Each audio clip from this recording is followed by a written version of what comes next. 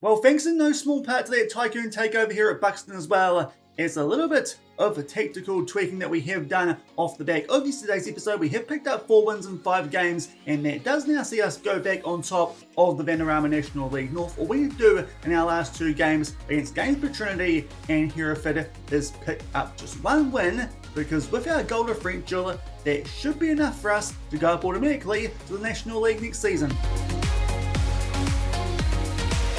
Hello everyone and welcome to episode number 14 of Rookie to Royalty here on Shaun Does FM with Buxton FC. I hope you're doing well. Come up day, we're going to make our way through the last 2 games here of this National League North season, and we should be guaranteeing automatic promotion as well as the league title off the back of some good form since yesterday's episode. If you missed that one, we took on Southport and South Shields, definitely our 2 toughest games left of the season at that stage. If you missed that one, I'll leave a link to it over in the top right corner. But since then, we've been good. Kidderminster and Redcliffe, they've dropped a couple of points. We're 3 points clear. Now, goal differential, that does mean that I'm pretty sure just 1 win in today's episode should guarantee us promotion up to the National League for next season. So thankfully, some of the signings that we did make off the back of that Tycoon takeover, they have paid off. To be fair, if we didn't get that, not too sure if our form would have improved, but thankfully that as well as a little bit of technical tweaking since yesterday's episode has paid off, and even during it, of course, when we were trying out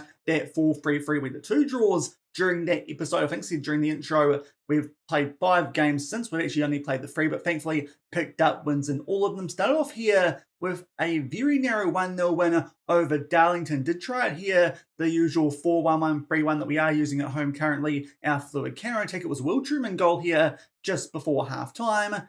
But otherwise, that honestly was not too great a performance, but thankfully did find a way there to pick up all 3 points and keep the pressure on both Kidderminster and Redcliffe, who thankfully have both been slipping up. But then we tried something different when we took on a team down in the relegation zone away from home in Lowestoft Town. Obviously, of late our away form hasn't been too good, but here we did try out a 4-3-3 wing play instead of a fluid counter attack, and boy, it paid off. We got off here to a ridiculous start. Inside 20 minutes, we took a 4-0 lead thanks to a Fitzhugh double, as well as goals to Jake Leake and to Ryan McLean. They did grab a couple back there late in the first half as well as for a penalty in the second half, but we also grabbed 2 more through David Carson, his first goal for the club off of the bench, and Matty Taylor, he got his first goal as well to make sure we bumped those guys 6-2. He had a really good game, did the striker who eventually did come in to replace Di Girolamo.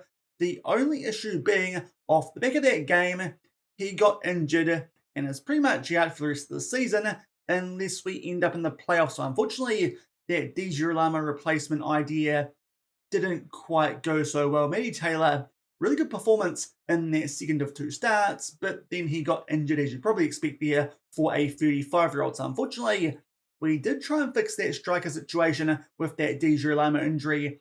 It didn't quite work, but thankfully it hasn't proved costly yet. We went back to the 4-1-1, 3-1 at home against Peterborough. Did try for a bit of this game in the second half, that 4-3-3 wing play.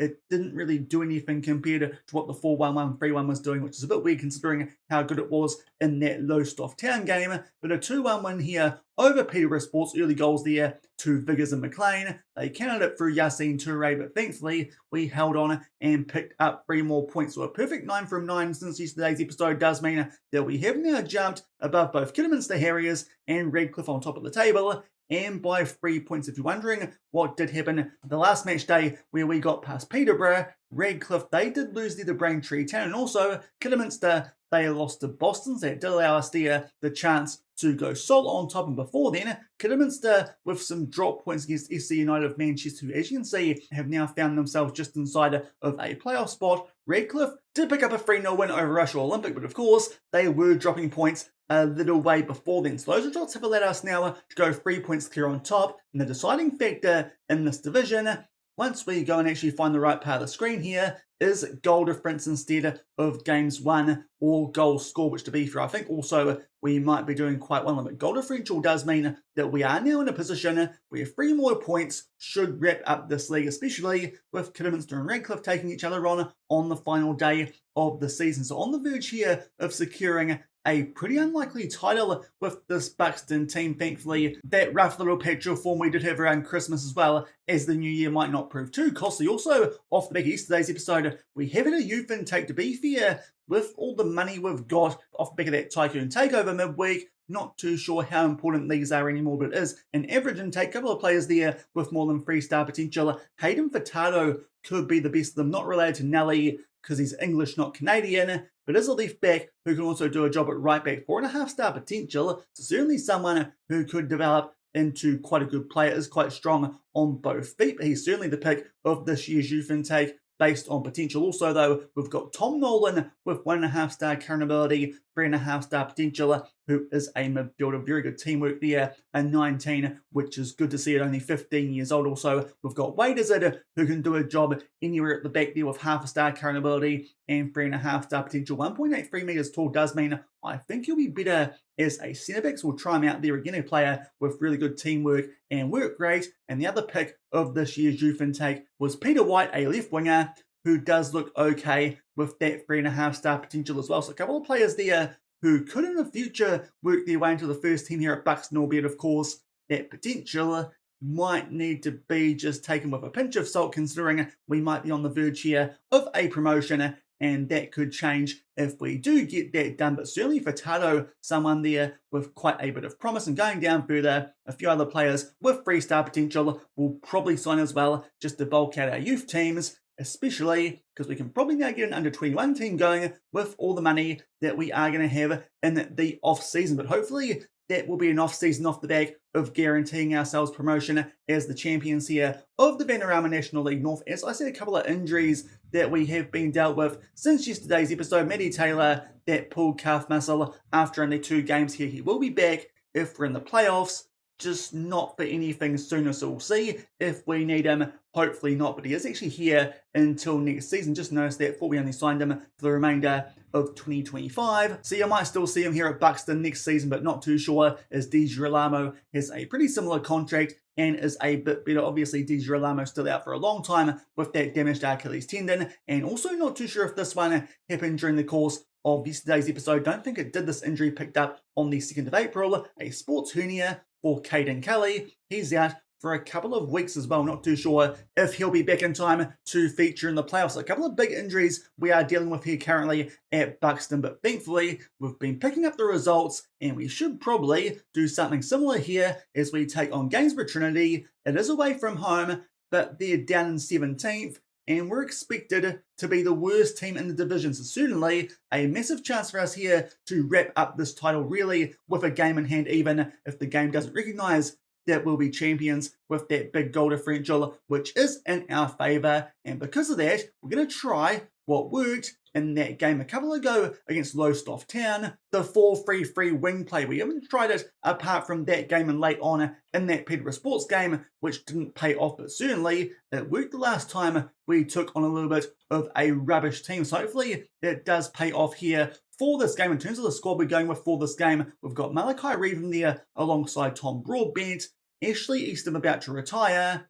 I don't think he's been that good recently. Malachi Reeve in quite a good pitch of form there, a 6.64 average rating in his last couple of games. We'll try him out there alongside Tom Broadbent and Scott Butler. He makes his way onto the bench, and then we've also got there Charlie Pavey with that injury to Caden Kelly, and obviously Ryan Viggers with no other strikers. Unfortunately, that young bloke that we also tried to sign, he went to a different club once they put a bid in for him, so we missed out on him. So unfortunately, we're currently trying one of Sam Osborne or Tom Elliott as the backup to Ryan Viggers. Not a very good situation, but hopefully Viggers can get the job done and we can pick up a win here. Or of course, Kidderminster or Redcliffe, they drop points. That could also mean that we secure the title here on this match day. If you're wondering what they've got, we'll go down near the bottom. Redcliffe, they host Chorley. To be fair, that's a game they definitely should be winning against 19th in the league. Kidderminster away at Speedymore, they should also be beating the team in 14th, but to be fair, they're both quite winnable games for those two teams. Kidderminster away from home might be slightly more prone to a slip-up. So hopefully we can get the job done here first up in today's episode. Let's go attacking here, seeing as we're taking on a team who was supposed to be the worst in this division. Of course, we were only supposed to finish mid-table, but some of those signings we have made since the Tycoon takeover have propelled us up a little bit on that season preview. Certainly that has proved useful. That extra 400k we did get to spend and move over to our wage budget. Otherwise, not too sure if these technical tweaks we've been making would have been enough to turn our form around. It had been a little bit mixed up until that point. Since the Tycoon takeover, we've been pretty good. Let's hope it continues in these last couple of games of the season. Just need that one win, or to make sure we end up on level points with one of Kidderminster or Redcliffe. Whoever ends up winning that final game of the season between those two teams, and we will be the champions and go up to the National League. Of course, technically, we could bottle things, but it's like a plus 12 goal differential advantage to us at the moment. It would take an almighty turnaround for us not to go up if there was a joint point situation. But an early yellow card there to Ethan Fitzhugh so far. Not looking actually that good stats-wise with the wing play, albeit still early in this game. To be fair, even that 6-2 win, the stats from that game almost were in favour of Lowestoft Town, so it wasn't actually the most dominant display in terms of XG or anything like that. To be fair though, the penalty they got did have an influence on that, but unfortunately, we're not on the front foot early here. A chance there for Gainsborough early. They blast that one over the bar, but now, in a short space of time, we get some shots off. Hopefully here, we continue that, but unfortunately not. A throw in here for Gainsborough. They float that one far post for Simpson. They try and beat Ken there, but thankfully, it's not quite on target. But so far, not looking too hot here. We might just drop back to positive and see if that helps us out here like it did back when we took on Lowestoft Town and put that freshing on them in that game. We'll try and demand more here because it's not been a very good first half from us. They pumped that one deep there through the goalkeeper. Thankfully, Leek does track back there and control that ball nicely. And hopefully now finally a chance for us here with this wing play system. Just before halftime, McLean will fizz that one in for Viggers, who pulls it well wide. There was no deflection, which I thought might be a saving grace there. It was just a really poor effort, and to be fair, that first half, not up to much at all. We have a slightly higher XG off back of those late couple of chances that we did great. Definitely think that dropping back to positive was quite good for us, but otherwise, that was a pretty average first half. Now, Ethan Fitzhugh is on a yellow card. Don't really want to take him off though as one of our better players. We might actually switch here to the 4-1-1-3-1 fluid counter-attack, seeing as it has been working for the most part at home. We'll just get him here to ease off tackles again, Ethan Fitzhugh, but we'll try a change here at halftime considering this really is a team that we should be beating. So we'll see what that does here, early stages of the second half. It has been something I've been doing of late, even going into yesterday's episode. If one shape wasn't working, we'll make a switch at halftime, and usually it's paid off for me. So we'll see if that's the case here. To be fair, not usually a change as well in tactical style. I was thinking the wing play will work quite well against this team. Unfortunately, Kidderminster look like they're winning their game, so it would take a win for us on this match day to actually make sure that we wrap up the title. Otherwise, we would need to probably beat Hereford on the final day of the season, depending on who wins that Kidderminster Redcliffe game. A good chance there too for Gainsborough early here in this half, but thankfully Ted Ken comes up there with a big save, and also they were offside as well. And off the back of that now, we might make some subs. Malachi Reeve going fairly on a 6.4. Scott Butler can come on for him, and also Will Truman a 6.5. Let's bring on David Carson, and also we might again switch back to the wing play just with those changes that we have made. Keep these guys guessing, because so far that switch to the fluid counter-attack actually has not done too much for us as we now about to make our way to the final 20 minutes of this game. Ryan McLean now not going too badly, but down to a red. Hearts of Sam Osborne will come on with our final sub, and also we should probably go attacking as well, like the assistant manager did recommend going in to this game. So hopefully if we make those changes, that will help. Also, we might hit some early crosses. That's another one the assistant manager did recommend we do. Let's try and get the boys revved up here, because if we don't win this game, a much tougher task against Hereford on the final day of the season. Just couldn't quite check there what was going on with the league table before this highlight. Did get underway a corner, which we float far post for Broadbent, but unfortunately, he puts that one over. I think Redcliffe might be cooked. They might be losing, but we also are not winning. So late on here, we might check our wing backs on attack, albeit I am actually thinking here, what if we go for a 4-2-3-1 wing play instead of a 4-2-3-1 fluid counter attack? That could be something which works. We're going to try here Pavey a bit further forward as per usual. Carson is a bit more natural in defensive midfield than someone like Will Truman. We'll try him there as a DM on support. Doesn't look like he's that much better as a deep line playmaker, which usually would be what I would like. We'll chuck here Pavey onto attack, and also both our wingers onto attack as well. But otherwise, just keep what was working with that wing play and that big win we picked up against Lowestoft Town. We'll turn off their hit early crosses, try and put them under a bit more pressure with counter pressing, and also being a bit more urgent in general here with our play. And right off the back of making those changes, there is a free kick there which Ken does take. Unfortunately, can't quite keep the ball from it, but it goes back there to the Gainsborough Trinity goalkeeper, and he pumps it deep, and Butler wins that one. Now Pavey can pick up Fitzhugh there down our left-hand side. We'll float that one into the mix, but unfortunately, nowhere near any of our players. It's Render who will claim that one. So unfortunately, at the moment, does look like we might be dropping points here in a game I thought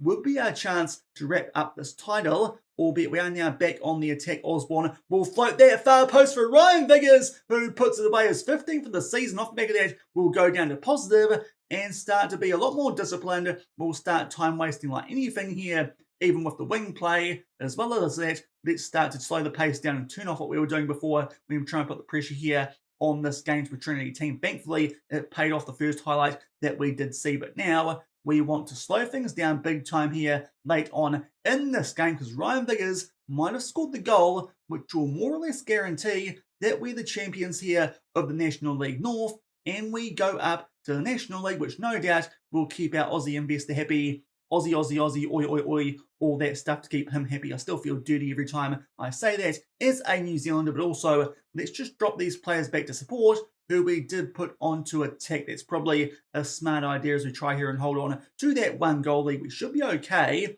especially now with two defensive midfielders. Actually go back even more to a bit more of a 4-3-3. We'll put here Pavey onto support as an advanced playmaker, and Carson onto defend as a defensive midfielder. I think that could be quite useful. In fact, we might actually try playing here with two ball-wing midfielders late in this game, but make sure here we've got less players who are trying to attack as we look to hold on here to pick up all 3 points, which surely would more or less wrap up the title for us here at Buxton.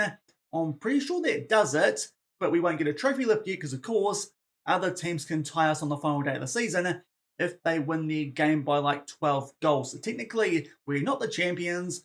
It would just take a minor miracle for us not to be for one of Kidderminster or Redcliffe, but that's unlikely as they both have to play each other. Kidderminster did pick up a win, so they're only 3 points behind us, but that big goal differential in our favour, I'm pretty sure means that we should be the champions of the National League North. We'll just go forward. I'll play that Hereford game. We'll come back later and hopefully make sure we get a trophy lift to guarantee we're the champs and going up to the National League without those pesky playoffs. And we're deep into this final game of the season here at Buxton, but as you can see, Kidderminster losing to Redcliffe. We're locked up at 0-0 with Hereford, so I'm pretty sure here we're going to be the champions. We're on 93 points. Kidderminster there need a big turnaround late as they take on Redcliffe. We're trying here to get something going and win our final game of the season. You can see there quite a heavy rotation for this game. We have lots of players who could not back up from that 1-0 win over Gainsborough, which thankfully we did win. Otherwise, this would be a bit tricky with all the injury-prone players we did have, but because I think we've got this pretty safely wrapped up, we were able to rotate quite a bit. Going to try here that 4-2-3-1 wing play late on in this game with only 15 minutes left, and hopefully it pays off here and we can pick up a late winner. But to be fair, we don't really mind what happens late in this game, just coming back for the trophy lift, especially as Kidderminster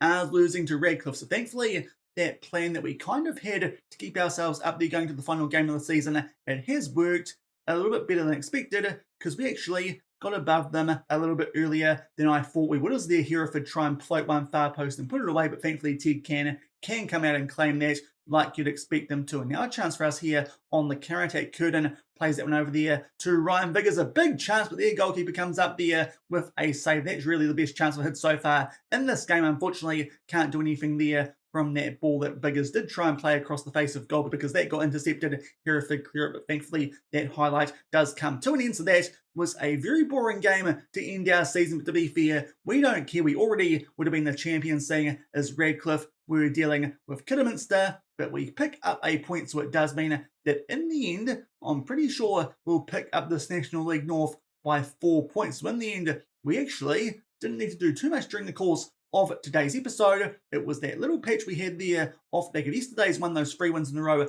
that we did pick up, which does prove oh so decisive. But thankfully, that late winner to Ryan Viggers that we picked up against Gainsborough. That was the goal that did make sure that we ended up the champions here of the National League North. So thankfully, despite the injuries we did suffer to Di Girolamo and to Matty Taylor in the 2 games that he played for us here this season, good old Tycoon takeover money, that was really useful in that situation, not at all, but thankfully Ryan Viggers did step up for us and score that goal to make sure we picked up all 3 points from that previous game, took the pressure off us here on this final day of the season, and even then Kidderminster were not getting the job done over Redcliffe. Our defence are actually doing a really good job considering it was quite a backup outfit we did use for this game, but going forward we'll get the confirmation now of how much we have won this league by, and hopefully can now go forward and see what we've got to work with going in to next season. Actually, in the end, Kidderminster drew there with Redcliffe, so thankfully did pick up that win on that previous match day. But in the end, Kidderminster and Redcliffe,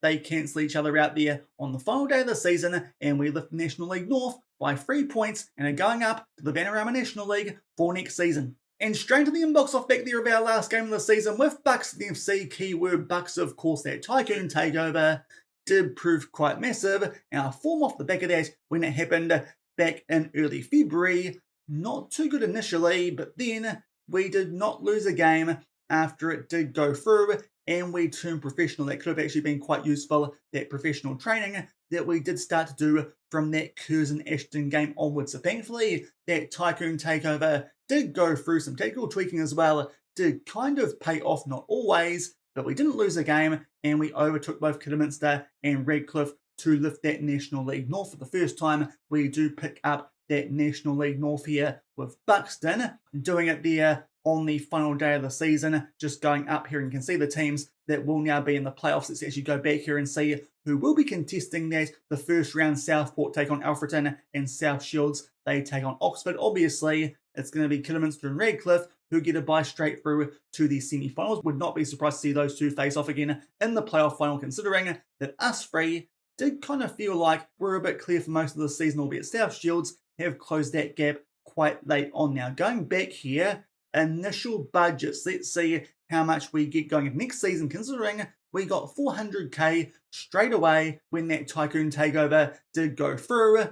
It's a pretty similar amount, £513,000, and the wage budget does go up to £23,500. So that still is a pretty good transfer budget for the slowdown in the pyramid here in England. The wage budget, 11.92k, and I can already tell you a few contracts are expiring, and we won't be renewing them. Some players here like Ashley Easton, that's a spare £250 a week, seeing as he's retiring. I think Tom Elliott won't be staying either on £450 a week. He's just not really up to it these days here. For us, Tom Broadbent, not too sure about him at £325 a week, and a few others we could probably let go of. So to be fair, that wage budget will be a bit more than their 11.92k a week. We certainly should be able to improve the squad quite a bit going into our first season up in the National League, and hopefully, at the very worst, be a decent mid-table team. So that is a very good transfer budget to work with here.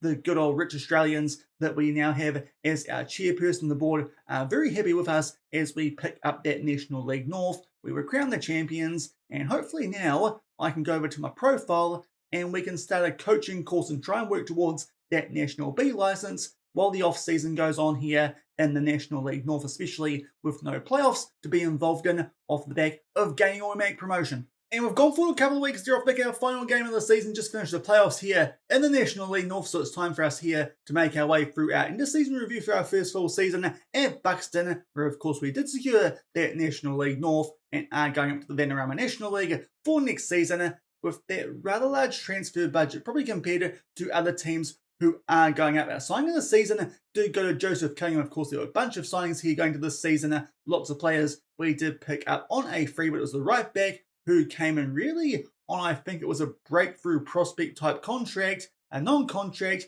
He gets our signing of the season there, 36 appearances, 6 off the bench, 2 goals and 7 assists. Certainly was a very good option for us there at right back and did help us for most of the season. In terms of the highest average rating, that was Matty Taylor in the 2 games he played, but obviously not to involve Charlie Pavey. Probably can feel a bit hard done by there with that 7.04 average rating, not to get that signing of the season, but it is Joseph Cunningham. But you can see there all the players that we did bring in over the course of this season. There were plenty, and there was a bit of a second influx there off the back of that Tycoon takeover that we did have just a couple of episodes ago. In terms of transfers out, not too many here. Luke Brennan, of course, was probably the biggest going to the season because that was a board issue with the previous chairperson. I imagine now that should not be an issue anymore with the board needing to sell players for money. So thankfully that Tycoon takeover did go through. Now here's what happened in terms of the league table. Of course, we picked up by 3 points thanks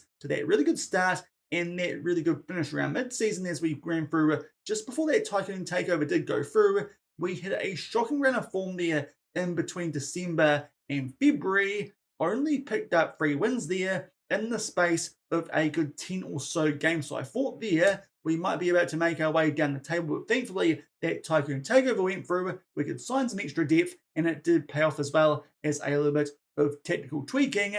And you'll see it there on the league table. South Shields did Kidderminster in the playoff final on penalties. The South Shields go up alongside us. Of course, they were the team expected to be quite dominant in this division this season. Redcliffe got beaten by South Shields in the semi-finals, and Kidderminster made their way past Alfreton Town. It was Oxford and Southport who did get knocked out of that first round of the playoffs. So it's us and South Shields going up here from the National League North into the National League. Curzon Ashton, Warrington Town, Lowestoft Town and Kingsland Town are going down into the Never realm, possibly never to be seen again here in the save, with no other playable divisions below this one in game. Our FA Cup Junior this season actually wasn't too bad. Did pretty well to get past some average teams before being Altrincham from the National League in the final qualifying round.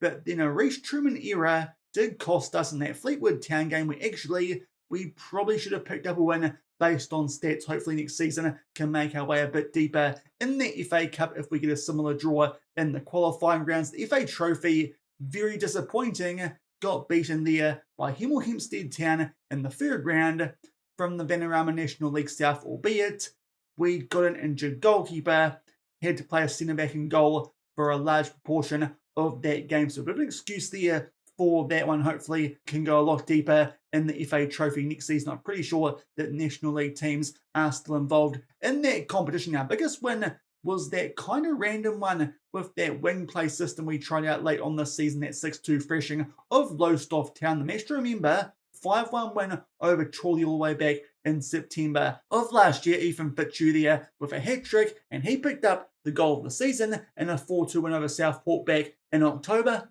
And here it is, here is right off the back of a De Girolamo penalty, a free kick, and rocketed that one around the wall and into the left-hand corner. So a good goal there from Ethan Fitzhugh. That's picked up the goal of the season going back here to the end of season review. And we'll check out the finances. These should be quite good considering what's happened off the field. We've got a couple of new sponsorship deals thanks to our Australian Tycoon. We previously only had one sponsorship deal. Now we've got 3 of them. So it definitely helps us out. And also everything goes up.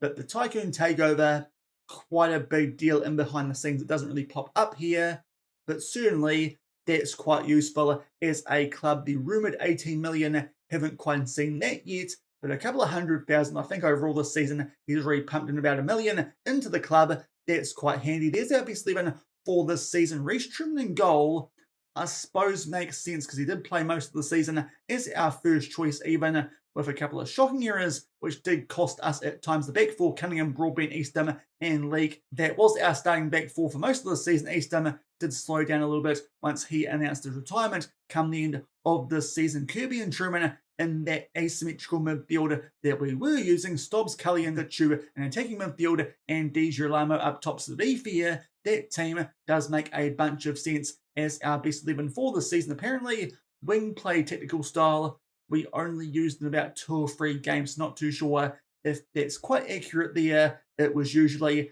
a counter-attacking style. You'll see that shortly too in the club vision.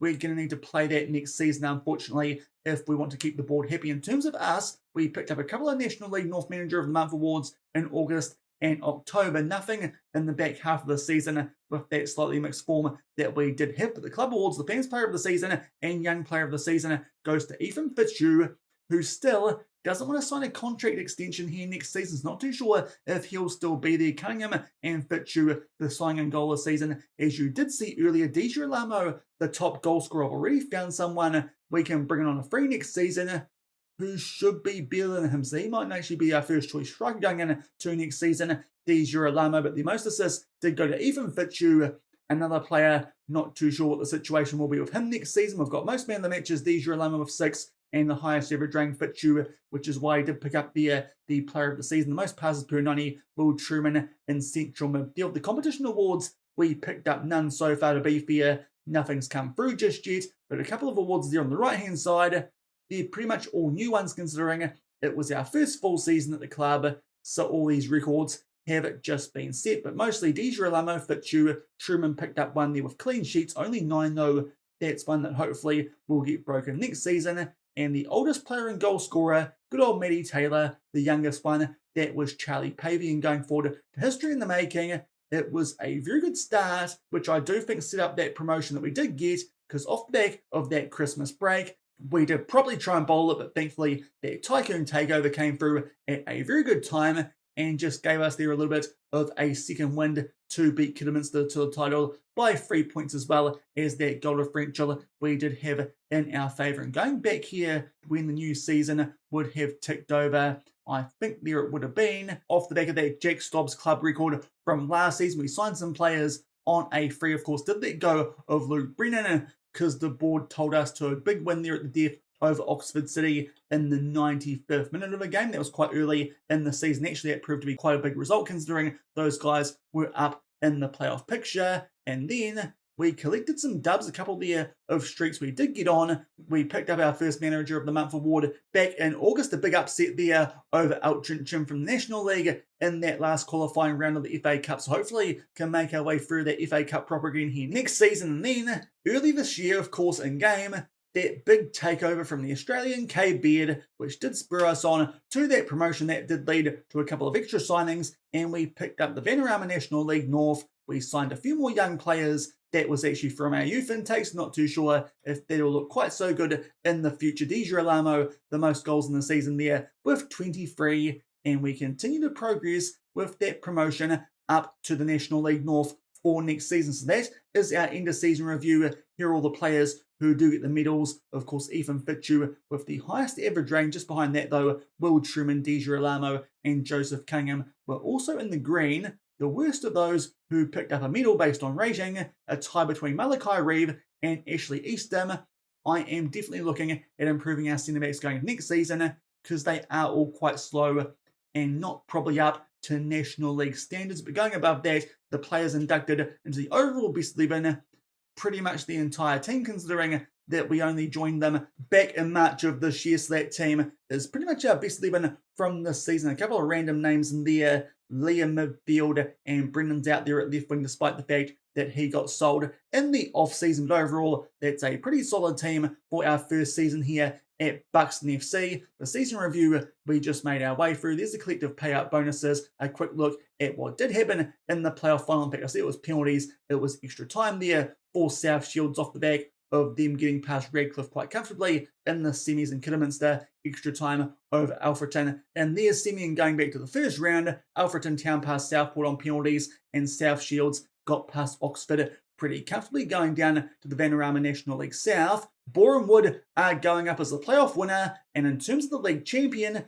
that was Torquay United. To be fair, that played out as you'd expect there on the south side. The top two teams do go up there from that National League South, and going up here to the Vanarama National League just to see what's going on here for this season. Bromley and Oldham will go up to League 2. The teams that go down and we won't be playing next season, Wealdstone, Welling United, Altrincham. So I suppose quite good we beat those guys this season, the FA Cup, considering they're now going down to one of the North or South leagues. And Scarborough Athletic did finish the bottom there of the National League. And a quick look too at who's coming down from League 2.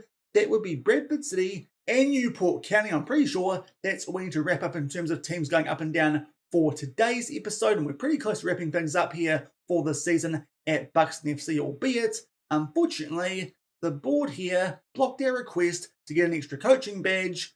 They're afraid if we get it, that we might leave the club to be fair. Not too sure if they should be too worried off the back of all that money that they've pumped in. They're not too sure if K-Bed should be that worried that we're going to leave in the too foreseeable future if we get a National B licence, but apparently that's the reason we can't get one, despite the fact that everyone else at the club who's a coach here is currently studying for a coaching badge. So I'm a little bit annoyed about that, but hopefully we can fix that at some stage during the course of the off-season and get our National B licence, because apart from that, I'm very happy here at Buxton off the back of that Tycoon takeover and promotion up to the Vanarama National League. But I think that will do it for today's episode and this first full season here of Rookie to Royalty, where Buxton are going up to the Vanarama National League. If you enjoyed that one, then do remember to go down below, leave a thumbs up on the video, and if you haven't done so already and are enjoying the series here on the channel, also make sure to hit that subscribe button and turn that notification bell on as well. Probably come back tomorrow, do a bit of a transfer recap, and hopefully play our first game of the season in the Vanarama National League. We'll see